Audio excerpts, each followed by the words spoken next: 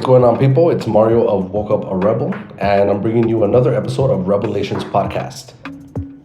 So today's episode is episode number 20, and the title is Music, Your Mind, Body, Water, and Healing Energy. So the purpose of this blog post is to kind of share with you what I've been hearing about, learning about over the years about frequencies, music frequencies, and using music in therapy, using it to heal, quote unquote. I did some research a few weeks ago and I decided to put this together and kind of share my findings with you. Obviously, it's not new information, but it's new information to a lot of you, including to me before I looked into this stuff. And I learned a lot, and the main message that I want to get across is, or I guess the question that I want to ask is, do you think that the music that you listen to affects you? Right? And this is a common question, right? Like, oh, if you listen to certain music about violence, it's going to make you violent. A lot of people disagree with that. A lot of people feel like, okay, just because I'm listening to music about people killing each other, it doesn't mean I'm going to go out and do the same to somebody, right? Not saying that at all. I'm not talking about that, okay? I'm talking about, do you think it affects you? It affects your mood. It affects your subconscious. It affects things even that you cannot notice, like the body, the water content that you have in your body, right? So I'm going to get into all of these things, but first I just want to give you a little introduction. Thank you so much for joining me once again. If you have no idea what I do over here at the podcast, basically this is what it is. Here's the breakdown. I write a newsletter, and if you are subscribed to it, you'll know exactly what I'm talking about. If you're not subscribed to it, you're missing out. So I write a newsletter or a blog entry every Monday, right? I send it out to everybody and it lands in their inboxes every single Monday. Right? And then I also add it to the Woke Up a Rebel website, to the blog page. And that is wokeuparebel.com. If you go to the menu at the top, you will see where it says Woke Up a Rebel newsletter, and you can read each week's entry right there. And there's also an option there to subscribe if you hover over the Woke Up a Rebel newsletter menu option. Okay, so please follow us on all our socials at Woke Up a Rebel on Twitter, on Instagram, and TikTok. And when I say us, I mean Jungle Royalty and myself make up Woke Up a Rebel. We are a couple of DJs, producers / podcasters who are bringing you, cool content, something unique, something about us, something that, is a reflection of us. And hopefully we find our tribe one day, honestly. All right, so hopefully you decide to join our family by subscribing. And just remember, we would never share your information with anybody. Okay, so let's get into it. So the way that the podcast works is that the newsletter entries that I write and drop on the Monday, that topic will be the topic for the podcast the following week. I don't know if that makes sense. So the newsletter that I will send out this coming Monday, that'll be the topic for the podcast the following week. It kind of gives you some time to read it, through the week, so you can have an idea, follow along, because for the most part, I'll just be reading and elaborating on what I wrote. Cool? So here we go. I'll start off by saying I'm learning about this stuff. I'm simply sharing what I've learned on my own. If there is something you think I've missed, leave your thoughts in the comment section on YouTube when the podcast episode drops later this week. Did music become more about making money at one point? Or was it always like this? I ask this because while doing research on this topic, I realized that music was always a way to get attention from the masses. People will pay to feel good. Am I right? The businessmen who founded the music industry started to realize this. Have you given any thought to the influence record labels have on your thoughts and feelings? Right? And some people don't really think about it like that. They don't think that there's companies who are influencing how you feel throughout the day. And it's not just any kind of company, it's a music label, a music corporation, right? That dictates how you feel. And based on how you feel, you listen to certain types of music, and they have all these different kinds of catalogs from different artists, and you go to their songs, and through what you are doing innocently, listening to music, you are making these corporations money. And depending on how you feel, sometimes you'll have that song on repeat, just constantly making them money from how you're feeling. All right, so let's continue so that way we get a better idea. To discover how to convince consumers to part with their cash and put it in the hands of large labels, millions, if not billions, have been spent over the years. And by that I meant like in research, right? Millions and billions have been spent in research. What if your musical preferences are being influenced And you find yourself drawn to songs that are bad for your body, soul, and mind. What if the different genres' frequencies had an impact on your thoughts and feelings? And I know a lot of people will be like, okay, Mario, like how can some music just be bad for your body, soul, and mind? Well, we'll get into it. And frequencies. And if you don't know what I mean by frequencies, the frequencies in music and sound. Have you ever considered how music impacts your daily life? If you enjoy listening to music, have you ever thought about how various songs make you feel? A song has the power to bring back memories of the exact time you first heard it. There are songs that inspire you to dance, sit down and bop your head, songs that inspire you to use drugs and drink alcohol, tunes that can incite violence, etc. I think you understand what I'm saying. In fact, I want all of you to get killing out of your mind. You talk killing people too much. It's true. When you don't like somebody, the first thing come in your mind, kill that nigga. Off that nigga. Somebody leave the kingdom or leave the nation and act the fool, kill that nigga. Nigga ought to be killed. You just shut up. Cut that foolishness out. They ain't your people. The hell right you got to kill people you didn't produce. Keep your damn hands off these people. If they don't attack you, leave them alone. You scared of them or something? The hell can they say to hurt the kingdom of God? Unless you don't believe. If you're in the kingdom and don't believe you're in the kingdom, that's a different story. I don't give a damn what nobody say. You can't hurt God's work with your mouth. Have you considered the science of why you are drawn to particular music or why it affects you the way it does? And when I say that, I mean, sometimes, like, for example, if you listen to bachata music, especially after a breakup, the worst thing you can do to yourself is listen to bachata, right? It's so depressing. It's like, baby left me or cheated on me or something, you know, or like, it's just absolutely miserable music. And not all the time. The other times it's about, you know, just crazy sexual content, right? But nonetheless, we cannot deny that bachata music, if you understand the lyrics, it really affects your emotions. It affects your mood sometimes.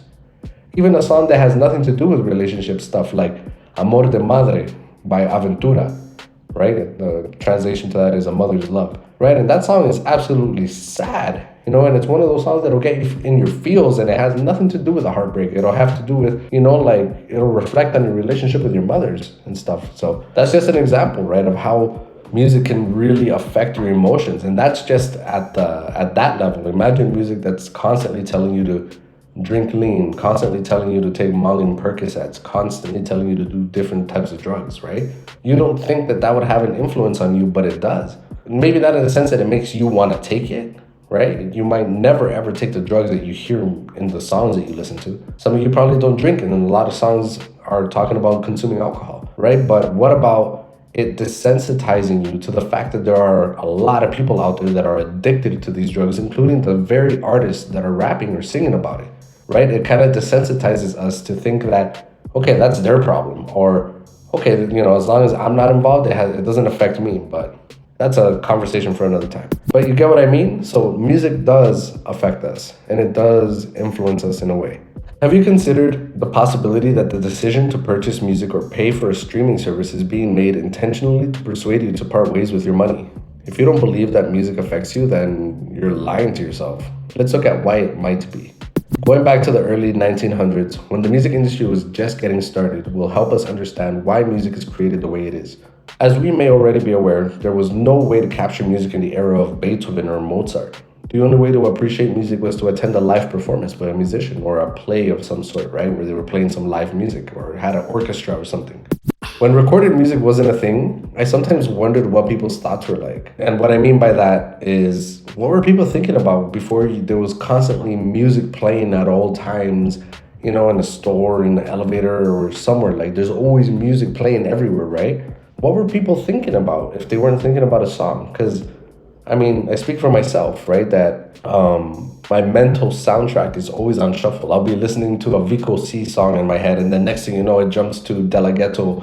Then it'll jump to the way that South African Amapiano song sounds like. I don't understand what they're saying, but it's in my head, right? There's always a song constantly in my head. So That's what I kind of mean. Like, what were people thinking about back then? Due to the countless ways we can consume music in the present era, we are unquestionably spoiled. Mobile phones, shopping centers, television, radio, and video games. It doesn't matter how you look at it, music is all around us. Here's something that I read when I was doing research on this topic, right? Here's a quote that I found. Before recording music, there were only a few ways you could listen to music.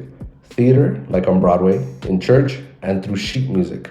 In fact, the most common way songwriters would make money was by selling sheet music. Sheet music worked like this. Someone would go to the grocery store or retail store and buy the newest song, think ragtime music, and would then go home and someone, probably granny or grandma, would play it on the piano for everyone to hear, right? So that's basically how things worked back then. So if you don't know what a phonogram is, well, I'm gonna tell you a little bit about it. Introducing the phonogram. In the late 1800s, Thomas Edison invented the phonogram. He patented a way to record audio onto tin foil cylinders. Eventually, he invented the machine with two needles, one to record and one to play back. Basically, he would speak into the mic and the vibrations were indented onto the cylinder.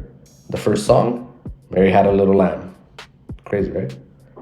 Recording in those days was always for business purposes like dictation or telephone messages. It wasn't immediately intended to be used for entertainment. Originally, when it came to the various types of cylinders, they could only hold up to 2 minutes of audio. Not to mention, there was no way to replicate them. The speaker or musician had to re-record each performance over and over. Crazy, right? I would lose my mind. Now let's, I'm sorry I'm jumping quickly through these topics. We're limited on time. Right, so that was introducing you to the phonograph, right? The way that, recorded sound was invented. And then when that evolved, the birth of the record labels, right? So in theory, the first record label was Edison Records, but really it was just referring to the cylinders and not a collective of musicians or anything like that. The second record label was Columbia Records, the oldest record label that is still in operation today. That's wild, right? Columbia Records is still there. Columbia Records has had who? Like Beyonce, Nas, like a lot of people had Columbia. Even 50 Cent before, I think he got shot, 50 Cent was on Columbia Records. And then they dropped him because there was just too much drama. Okay, so Victor Talking Machines. Victor was known for higher quality sounding records than Columbia. And they both released a collection of opera recordings as some of the first musical recordings to be sold. So the competition was already coming up, creeping up to Columbia Records, right? Which was Victor Records. Victor Talking Machine, sorry. Fast forward to the mid-1900s. By the end of the 60s, CBS was the top record label, followed by Warner Brothers, RCA Victor, Capitol Records, Polygram, and MCA were also very popular. And by the 70s, we had new labels like EMI and Curb Records. Over the past 25 years, more and more mergers have left only 3 major labels: Warner, Universal, and Sony.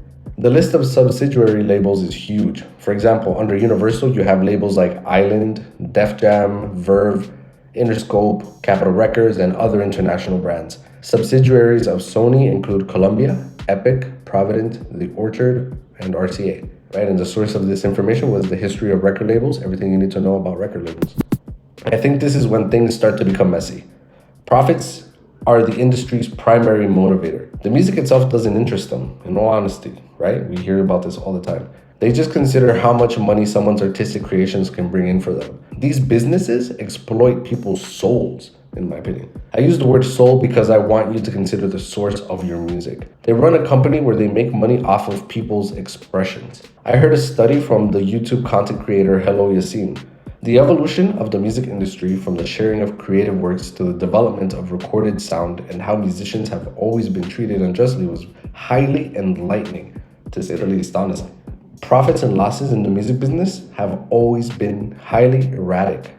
The music industry needs to find a means to captivate listeners and eventually lead to a situation where fans worship musicians. I use the word worship for a reason. Many people perceive their favorite musicians as being more important than God. The definition of worship: the feeling or expression of reverence and adoration for a deity. The music industry wants this specifically. They want us to support our favorite musicians in order for them to benefit the most. What happens when businesses learn how to influence our thoughts and feelings? How can you tell? I'm only asking the question. I'm not saying they haven't already figured that out. How can you tell if your attraction to a particular kind of music is natural? Does it help you feel better to know that you enjoy the song because researchers have attempted to make you enjoy tunes that aren't very good? Or does that make you feel uneasy? Right? Basically, are you okay with liking a song because it was designed for you to like it? It doesn't mean it's good. It was just scientifically designed for you to like it. Wild, right?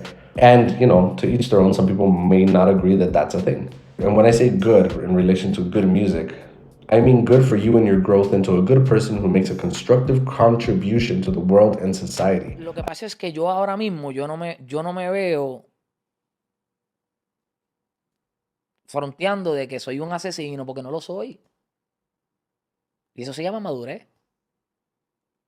Eso sí, mi combo te ligó, ¿entiendes? Mi cama huele a ti. Otras vivencias. Claro. Pero decirte ahora mismo, papi, un chanteo, te voy a romper la cara donde te coja porque te voy a 32 tiros. No, y con ese peinado eso no papi, cae ahora no, mismo. Acuérdate que el bambino es... Con tu look ahora no, con ese look tú sabes que yo lo hacía. I briefly touched on the history of the music business because I believe it is important for us to understand how the insane sums of money made from music sales came to be and how rapidly it developed into a corrupt marketplace where we, the customers, are being abused. And I say abused because that's exactly what's happening. We're being bombarded with so much music now. And it's not quality music, most of it. Here's an opinion I came across about today's state of hip-hop. Taste, defer. But there is a surefire test you can use on any music. Does it make you grateful? After listening to it, do you find it easier to say thank you? Do you find it easier to smile and lend a hand to family, friends, and stray cats for a while afterward? This can be beautiful, uplifting music, but it could also be what I call repentance music that makes you feel like you wish to become purer of heart and regret your past failures. But it should always lead to gratitude in the end. If the music makes you grumpy or suspicious, proud or aggressive, depressed or lethargic, then it is bad for you. If it only makes you want to listen to more music, then it is merely entertaining, mostly harmless, except for robbing us of our time. But if it makes you grateful to be born in a world where this kind of beauty exists, then it was made for you. Right? So basically, what it's saying is the music that you're listening to making you want to do good deeds? Is it making you want to feel grateful about life, feel gratitude about where you are in your life? Does it make you feel motivated about the next step in your life? If the music is not making you feel like that and it just makes you want to lazy around all day, I mean, is it really contributing to you in a good way? Think about that one, okay? To each their own. Okay, so here's another quote. If we listen to the real rap music, then we can hear the musicians talking about their sorrows and calling their God for explanation. We can all relate to that. Hip-hop, like all the other genres, has been polluted by talentless junkies who show that smoking and drinking is the way of life. But they fail to show why they live like that or why they need to consume substances to get through the day. Musicians like Tupac, Ice-T, Dr. Dre, Biggie, Eminem, even later 50 Cent and Chamillionaire were poets, and their songs were inspiring and spiritual too. They tried to teach us to be positive even in the most negative environment. I don't know if I could agree with that entire quote, especially when it comes to 50 Cent, but it is what it is. I find the last statement interesting considering that 50 Cent's music was about up-one-ing his opponents and even going as far as suggesting putting holes from bullets in his enemies. To those who can decipher what 50 was saying in his music, he doesn't really mean you should go and harm people. He's suggesting that you should get rich or die trying. See what I did there? These statements make me realize something that I had not previously given much thought to. Should we only play upbeat music while we listen to music? Music that inspires us to be good? In all honesty, mainstream music includes an insane amount of negative, boastful music, because that's what the culture as a whole teaches us. We consider being able to afford Louis Vuitton and other exorbitantly expensive luxuries as a sign of success. Everything is linked. In my humble opinion, the music industry is a significant economic engine for the entire planet. Here's a quote I came across that I think might spark some deep thought, or maybe not, but I thought it was cool. Music can lift us out of depression or move us to tears. It is a remedy, a tonic, orange juice for the ear. But for many of my neurological patients, music is even more. It can provide access, even when no medication can, to movement, to speech, to life. For them, music is not a luxury, but a necessity. And that was a quote by Oliver Sacks. Let's take a look at a study I read about how different genres affect our moods. Okay, so hopefully you're still here with me, people. Let's continue. We're almost done. Let's take a look at a study that I read about how different genres affect our moods. And this is from Your Brain and Music. Music triggers the chemical dopamine to release. Dopamine is a feel-good neurotransmitter that is associated with pleasure and serves as part of our brain's reward system. Mood, motivation, attention, movement, learning, and emotional response are all connected to the release of dopamine, making it extremely important. Along with dopamine, endorphins are released when listening to music. These chemicals act as a natural pain and stress reliever. Along with dopamine, endorphins are released when listening to music. These chemicals act as natural pain and stress relievers, actually having a physical impact on your body. Music also helps to maintain cortisol levels, which are also linked to stress. Speaking of physical impacts, research has shown that music can improve your immune system by stimulating the output of antibodies. This is why methods like music therapy are so successful for patients recovering from surgery. Crazy, right? So let's take a look at how different genres actually, affect us, starting with pop music. Those who are fans of pop music are said to have high self-esteem and an outgoing attitude. This is because pop music is a stimulant that gets your blood pumping and emotions racing. When you listen to pop music, the auditory cortex relays the rhythmic beat to the brain, making you want to sing and dance. Let's see how classical music affects you. If you've ever been a student or studying in something, right, you've probably tried listening to multiple classical tracks to improve your study habits. Although the Mozart effect isn't really responsible for acing that exam, listening to classical music does have its advantages as far as brain chemistry goes. Classical music has a calming effect over its listeners and has been known to lower blood pressure, relieve chronic pain, reduce physical symptoms of depression, reduce inflammation, improve healing. Aside from this, classical music has been found to play a role in sleep therapy studies due to its relaxing qualities. Psychologically, classical music lowers stress levels and soothes aggression. In a 2005 study by Mashable.com and the sound brand Bose, the London Underground projected classical music or public platforms. The London Underground projected classical music on public platforms, and they found that physical and verbal abuse between young people in these areas decreased by 33%. So if your favorite song is a piano sonata, you probably value relaxation and enjoy your study time. For me, I can actually relate the feeling of when you listen to classical music to listening to lo-fi hip-hop, to study. That's just me. Let's see the effects of heavy metal. A lot of people shy away when it comes to heavy metal or hard rock. That's because so many believe it to be aggressive or evil-minded. But actually, metal music has the same effect on its fans' brains as pop music. Professor Bill Thompson of the Australian University studied the emotional effects of music on its listeners and found that hard rock and heavy metal fans are typically nice people who do not feel compelled to commit any acts of violence, despite what some parents and grandparents think. Metal and hard rock can actually help with emotional management and instill a larger sense of empowerment than most music genres. Now that is interesting, no? Let's take a look at hip-hop and rap. Hip-hop is definitely known for self-expressive pieces, some of which fueled important societal movements.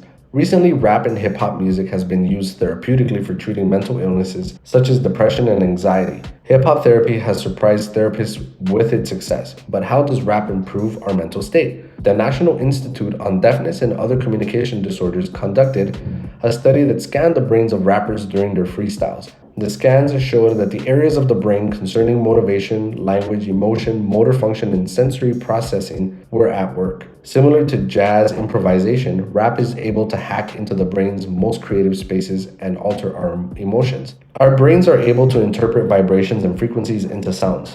Those sounds and frequencies almost always induce an emotion. I believe that record labels are 100% aware of how this works down to a science. Are our souls being tampered with, considering what the popular music of today promotes? Think of it like this. Adult humans are made up of about 60% water. There are studies that have been conducted that show how water crystals change in shape based on the music that is played from various genres. Here's a study by Japanese scientist and healer Masaru Emoto, who discovered how sounds affect water structure. His study showed that overall, the words that people associate with evil, aggression, fear, etc. destroy water. Structures turn them into chaotic, incomplete, and fragmentary crystals. Water charged with positive words, in contrast, has a clear snowflake structure covered by beautiful patterns. Music, as well as words, can also affect water structures. Heavy metal, deathcore, black metal, etc. create water spoils such as trembling and vibration, whereas Mozart's music creates smooth, crystal clear structures. Summing up everything, water is able to heal and at the same time destroy entire cities and civilizations. Events that occur in the world are the reflection of charge that we are laying in the information field formed by water. Right? The science is there that music does affect you, and not just the music, but the words in the music. Some of us say we don't listen to the music for the lyrics, we listen to it for the beats. Well, that's a huge problem because they were not meant to be separated that way, right? Music is supposed to say something to build you up or do something positive because it's affecting the water in your body. At least that's what I interpreted from the study by Masaru Emoto. So you can look that up for yourself on psu.edu. Science in Our World, Certainty and Controversy. All right, so check this out now. This is where we go a little bit more into the frequency conversation. Have you heard about the frequency that allegedly is the natural frequency of the universe? That is 432 hertz, the magic number everybody's talking about. It is said to be the natural frequency of the universe, to have cosmic healing powers and to attract the masses to our music. Just by tuning our music less than a semitone below our standard A key equals 440 hertz, we are promised direct access to the universe's hidden treasures. And here's a quote. There are some spiritual concepts associated with A432, but people don't try to take these seriously. High-strung energy and high tension is a huge issue with Western culture. People don't really know how to relax or use their bodies, and they don't spend much time thinking or learning about it. That's why yoga, meditation, and other Eastern concepts of flow and energy have become really popular. These things are greatly needed in the West right now. People are searching for ways to relieve their tension and the toxic energy in their lives. The music and audio industry currently use the A equals 440 hertz universal standard pitch tuning around the world. It wasn't always this way. In fact, 440 hertz has been the standard for less than 100 years, a drop in the bucket in terms of music history. The tuning of A equals 432 hertz, also used throughout music history, is making quite a comeback these days, especially in the field of sound healing and meditation. Researchers, scientists, and musicians are leading a growing movement to prove this tuning is best for heart-centered therapeutic sound work. In the early 20th century, there was a need to make a universal pitch standard used by all for sake of instrument makers, composers, and orchestra everywhere. Even though 432 Hz was fully supported by the French and Italian composers throughout most of the classical music periods, 440 Hz eventually became the universal pitch standard. German physicist Johann Heinrich Scheibler invented a device called tonometer and did the first experiments with 440 Hz tuning in the mid-1800s. The tonometer consisted of 54 tuning forks with a range of 220 Hz to 440 Hz, spaced at 4 Hz intervals. His work became widely recognized and a conversation began about standardized tuning. After much debate, the US adopted 440 Hz as the standard in 1936. Europe soon followed with its adaptation many years after it was first proposed on both continents. Even today, musicians believe that music played in 432 Hz tuning has a better audience response, has a calming effect, and sounds more integrated overall. It is still not entirely clear why 440 Hz was chosen. It seems the scientific experiments by Scheibler had a lot of influence on this choice, as opposed to what tuning may have been more in line with the harmonic ratios and relationships found in nature. Interesting, right? So that's from Music Theory Exploring the 432 Hz Tuning Debate on ask.audio. Right? So I know it's a lot to take. It's a lot of music, nerd talk. Now here's another one. Have you heard of the 9 solfeggio frequencies? My friend, artist Leroy Escobar, mentioned this next term in conversation when we were chatting. I respect this man, and that's why I felt compelled to look into what he mentioned. Here's what I found. The solfeggio frequencies are used to open the chakras and bring about various mental and physical health benefits depending on the frequency used. The primary 9 solfeggio frequencies range from 174 Hz to 963 Hz. So in the blog, I shared the actual, hertz and what it actually does, right? According to the chakra healing information. 174 Hz is good for relieving pain and stress. 285 Hz, healing tissue and organs. 417 Hz, undoing situations and facilitating change. 528 Hz, transformation and miracles. 639 Hz, connecting relationships. 852 Hz, returning to spiritual order. 963 Hz, divine consciousness or enlightenment. Further investigation into solfeggio frequencies took place in 1988 when a biochemist named Dr. Glenn Rines began looking into the effect of sound waves on the human body. Rines' experiment exposed DNA to 4 different styles of music: Sanskrit mantras, Gregorian chants, classical, and rock. He then measured the rate of UV light absorption, a critical function of healthy DNA. By doing this, Ryan could assess the effects of each type of music on the DNA. The results were shocking. Gregorian charts and Sanskrit mantras increased UV light absorption between 5 to 9%, promoting DNA repair. Classical music increased UV absorption by small amounts, and rock music decreased UV light absorption, damaging the DNA. Ryan's research proved the theory that sound frequencies do produce serious effects, for better or for worse, on our health and well-being.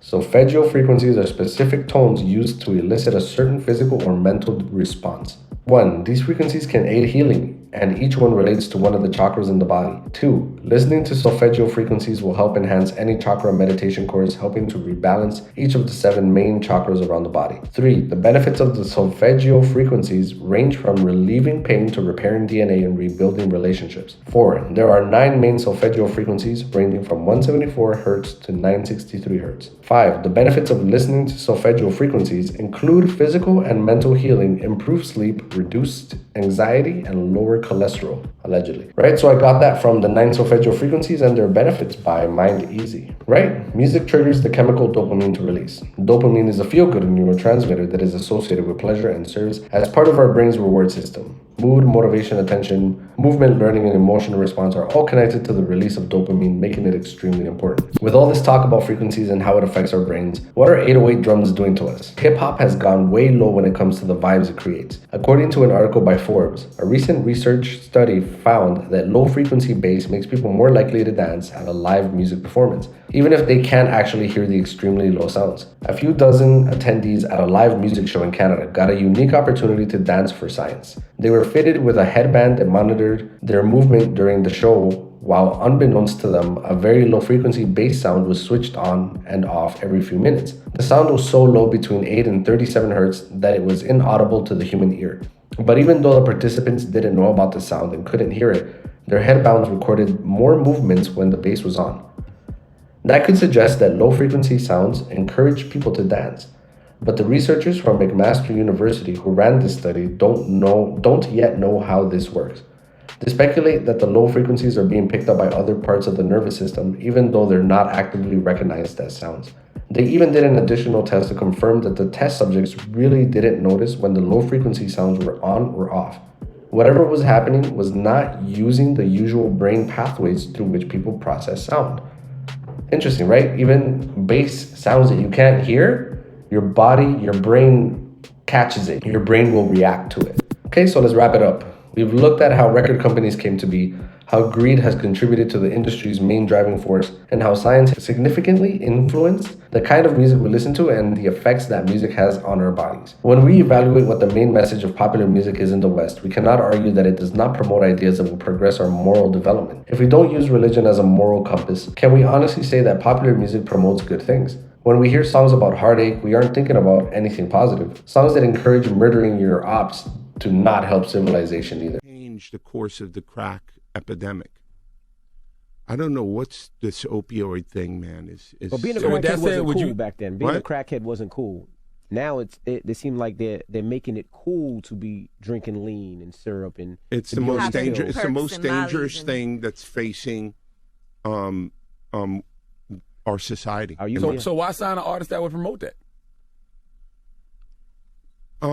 Because I already answered that question. You weren't paying attention. She asked me talent or issues, and I said talent. But I have to. I can't give up on people. But I'm saying that's hypocritical, though. You're saying it's opportunistic. Yeah. I got people to feed. I got a business to run. You're gonna make Dame Dash take this clip and call you a culture vulture. In an interview with The Breakfast Club, record executive Lear Cohen answered, "I have people to feed. I've got a business to run," when asked why he contracts musicians that support drug use. Clear and concise. Record labels don't care how the music affects listeners. Now consider what the reggaeton culture of today is advocating. Reggaeton has always been associated with violence and sexual immorality. Are we shocked by reggaeton's success on a worldwide scale? In spite of this, it is praised as Latin excellence, particularly when lean and prescription drug use became cool to do. Hip-hop has taken a dark turn. Reggaeton and Latin hip-hop are also very popular genres that promote drug use. Can we nevertheless reject reality? The music sounds great. They have a hook. Understanding precisely the types of tunes you will enjoy has cost the music industry a lot of money. The formula for what success looks like in the come up of a new musician or music producer has always been heavily funded by people who are not in the spotlight. Always pay attention to what you're eating. It's not always organic. And when I say eating, I mean what you're eating as in the music you're consuming. Right? So I know this was a lot, but that's why don't hesitate to head over to wokeuparebel.com. Click on the Woke Up a Rebel newsletter option in the menu and just look for the article that says Music, Your Mind, Body, Water, and Healing. Cool? So thank you so much for joining me. Hopefully you took something away from this. Hopefully you even go back to it. You heard something that you want to look into yourself. If you head over to the blog post on the website, you will be able to find all of the links for the research that I made in order to put together this article or blog post. Cool. So thank you very much. I need to go get myself a drink. I need to go eat something because this was a lot, but I enjoyed the research. I enjoyed learning about this, and it's up to you now to do with this information what you wish. Now that you know that scientifically proven, music does affect your mood, music does affect how you act, it does affect you in more ways than you could imagine. Okay, so keep that in mind and stay blessed. And join me once again next week for another episode of Rebelations Podcast. I was your host, Mario of Woke Up a Rebel, and this was episode number 21. Music, your mind, body, water, and healing energy. Follow us on Instagram at Woke Up a Rebel, same as Twitter and TikTok. And subscribe please on YouTube at Woke Up a Rebel TV. Peace.